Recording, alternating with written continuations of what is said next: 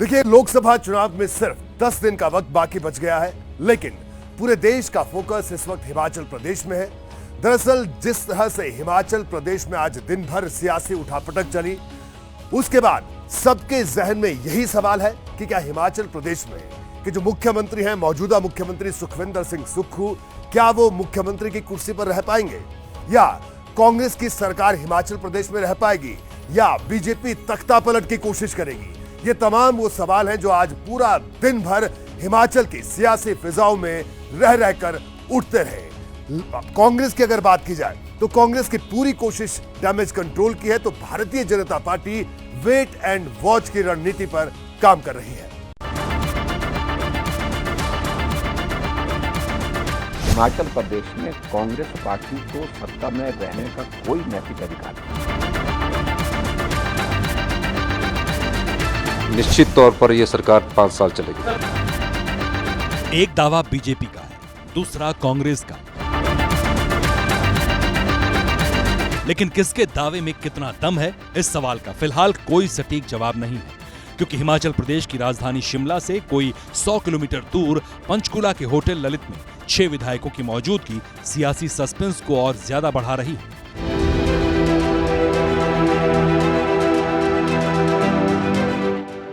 बीते 24 घंटे में हिमाचल प्रदेश की राजनीति में बहुत कुछ घटा है और अभी भी घटनाक्रम तेजी से बदल रहा है। पहले राज्यसभा में क्रॉस वोटिंग की खबर आई, नतीजा कांग्रेस उम्मीदवार अभिषेक मनु सिंघवी चुनाव हार गए। फिर कांग्रेस से नाराज बताए जा रहे 6 विधायकों ने हिमाचल प्रदेश की सीमा के बाहर हरियाणा के पंचकुला में डेरा डाल दिया और इसके बाद फूटा सबसे बड़ा सियासी बम, जिसने दिल्ली तक सियासी हलचल बढ़ा दी।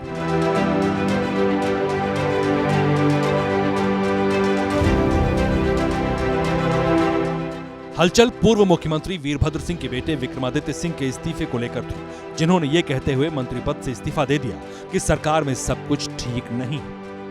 मगर जिस तरीके की व्यवस्था पिछले 1 साल के अंदर सरकार के अंदर रही है, उसमें जो घटनाक्रम हुए हैं, जो विधायकों के साथ कहीं ना कहीं अनदेखी हुई है, कहीं ना कहीं जो विधायकों की आवाज को दबाने की कोशिश की गई है, आज उसका परिणाम है कि हम इस कगार के ऊपर जो है वो खड़े हुए हैं। विक्रमादित्य सिंह का दावा है कि वो किसी के दबाव में नहीं और ना ही दबाव में आने वाले हैं। अंदर खाने से आ रही सूचनाओं के मुताबिक सारा खेल सीएम की कुर्सी का।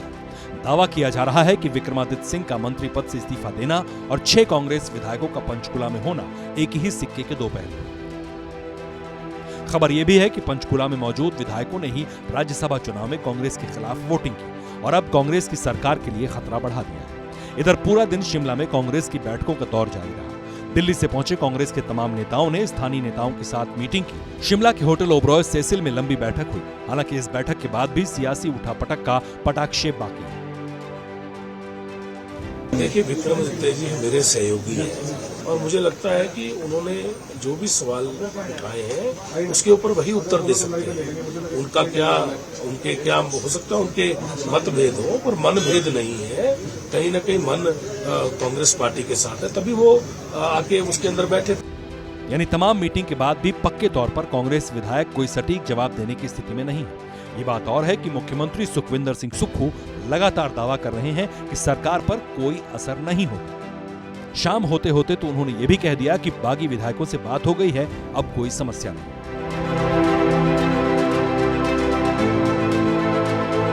कुछ लोग हमारे किसी पर ना किसी प्रलोभन में आए हैं, अब उनको पश्चाताप हो रहा है। जो 6 लोग क्रॉस वोट किए हैं उनसे किसी लेवल पे बातचीत हो रही है, क्योंकि एंटी डिफेक्शन लॉ के तहत भी कार्रवाई शुरू हुई है। स्पीकर ने शो कॉज नोटिस भी दिया।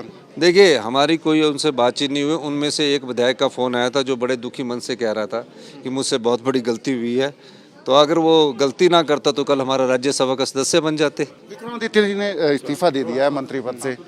देखिए, विक्रमादित्य जी ने सुबह इस्तीफा दिया था, मेरी उनसे बैठकर बात हुई है, उनका इस्तीफा को स्वीकार नहीं किया गया है।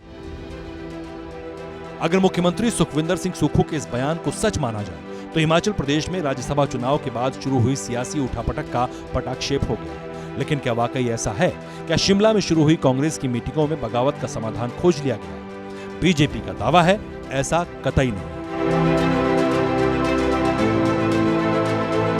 विधानमंडल दल है उसका अपने नेतृत्व में आस्था नहीं, विश्वास नहीं।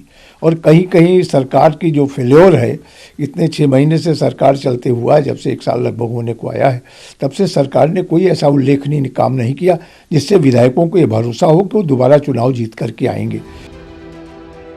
फिलहाल दिल्ली से शिमला तक सियासी रस्साकशी जारी है। खबर है कि हिमाचल में जारी सियासी उठापटक को देखते हुए कांग्रेस की राष्ट्रीय महासचिव प्रियंका गांधी भी एक्टिव हो गई हैं। वो लगातार हिमाचल प्रदेश के बड़े नेताओं के संपर्क में हैं।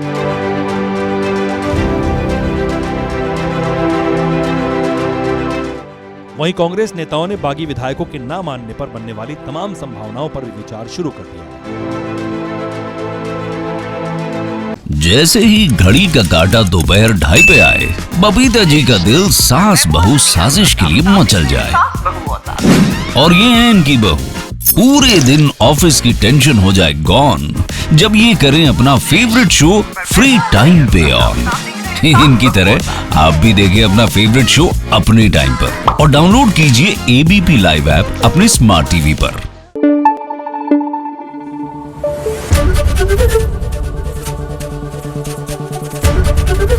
ABP न्यूज आपको रखे आगे।